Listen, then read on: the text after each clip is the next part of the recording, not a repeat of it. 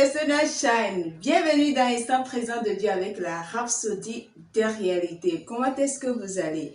J'espère que vous allez bien et que vous avez passé un bon week-end.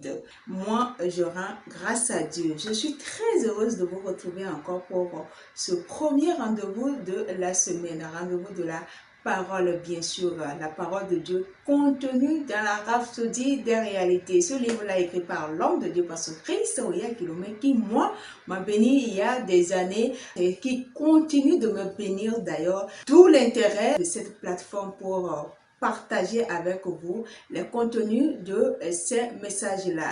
Aujourd'hui, c'est lundi et le thème est vraiment intéressant. Le thème est intitulé comme suit.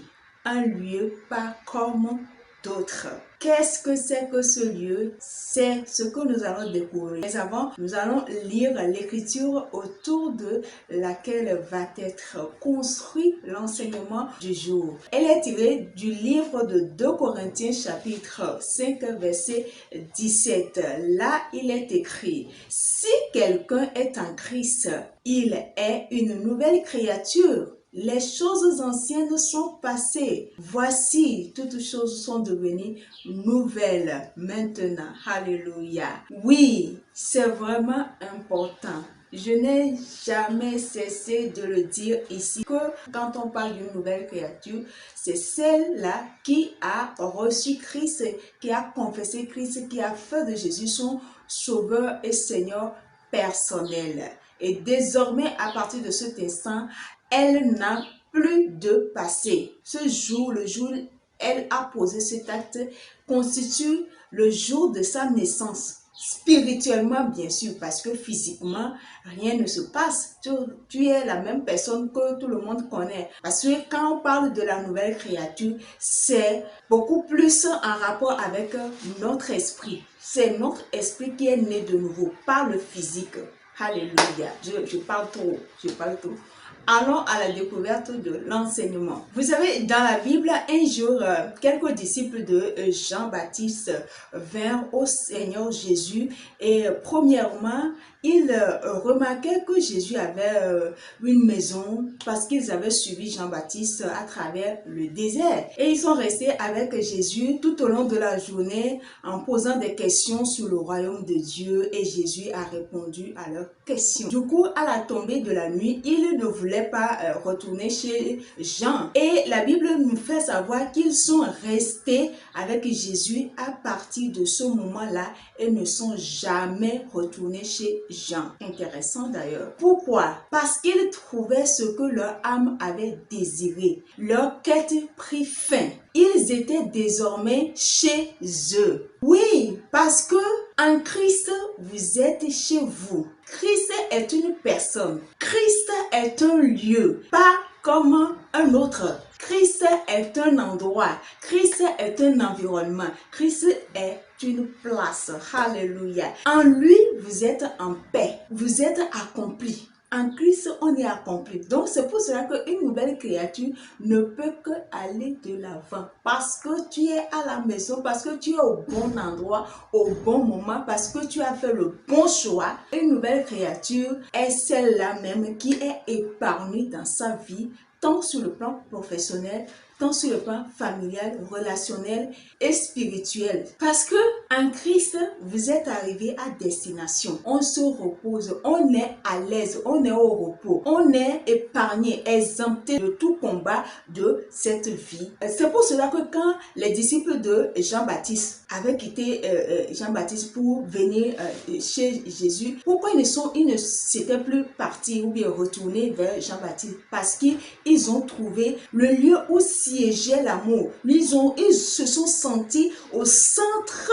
au siège de l'amour. Et c'est ce dont ils avaient besoin. Le lieu où l'amour règne et domine. Un endroit où seule la grâce et la justice abondent à jamais. Alléluia. Oh, gloire à Dieu. Quel enseignement aujourd'hui. Je suis très excitée dans mon esprit. Vous ne pouvez même pas imaginer. Ça me donne une confiance en soi. Ça me permet de savoir que je n'ai pas fait un mauvais choix. Je suis au bon endroit, au bon moment et je profite au maximum de ma vie. Je ne me soucie de rien parce que je sais que dans cet environnement, dans cet espace, tout ce dont j'ai besoin pour mener une vie épanouie, une vie sans souci, une vie triomphante, mais disponible, mais pourvue à chaque instant. Nous voyons par là que les disciples de Jean-Baptiste étaient remplis de l'amour lorsqu'ils vinrent à Jésus, tout comme nous le sommes aujourd'hui. Oui, en écoutant Jésus, automatiquement leur quête prit fin, leurs questionnements, leurs problèmes ont trouvé solution. Donc, lorsque vous venez à Christ, vous êtes chez vous. Vos luttes prennent fin. Si vous n'avez pas encore reçu Christ, c'est l'occasion. À la fin de cet enseignement, si vous n'avez pas encore reçu Christ, je vous prierai de le faire. Parce que ça aura été le bon choix, le meilleur choix que vous n'ayez jamais fait dans votre vie. Je peux vous l'assurer, je peux vous le garantir. Alléluia. Voilà, c'est ceci qui me fait à l'enseignement d'aujourd'hui. Qu'est-ce qu'on peut retenir de l'enseignement d'aujourd'hui? L'enseignement d'aujourd'hui vous fait comprendre que être en Christ, en réalité, c'est notre maison. C'est être chez nous. C'est un environnement, c'est un endroit où tout ce dont nous avons besoin pour mener une vie épanouie, une vie florissante, une vie qui est au service du royaume de Dieu. Alléluia. Nous allons prendre la prière. Je dis et vous répétez après moi, s'il vous plaît. Cher Père, je te remercie pour la présence de Christ qui habite en moi par l'Esprit Saint. Christ est mon lieu de repos, ma demeure, ma santé, ma richesse et ma gloire. Parce que Christ vit en moi et je vis en lui, je suis victorieux en toutes choses. Je fais d'énormes progrès et j'avance à pas de géant par le Saint-Esprit et à chaque petit effort que je fais, j'ai des résultats abondants et remarquables au nom de Jésus. Amen. Pour une étude approfondie à l'enseignement du jour, vous allez lire Jean chapitre 1, verset 12 à 13, Colossiens chapitre 1, verset 26 à 27 et Matthieu chapitre 11, verset 28 à 29.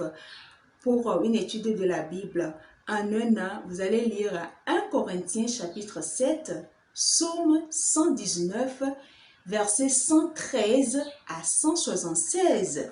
Alléluia. Enfin, pour une étude de la Bible en 2 ans, vous allez lire Colossiens chapitre 1, verset 19 à 29 et puis Jérémie chapitre 7. Alléluia. Voilà. Comme je l'ai dit tout à l'heure, si aujourd'hui est votre première fois que vous tombez sur cette vidéo, vous savez que vous n'avez pas encore fait de Jésus votre sauveur et Seigneur personnel, c'est l'occasion.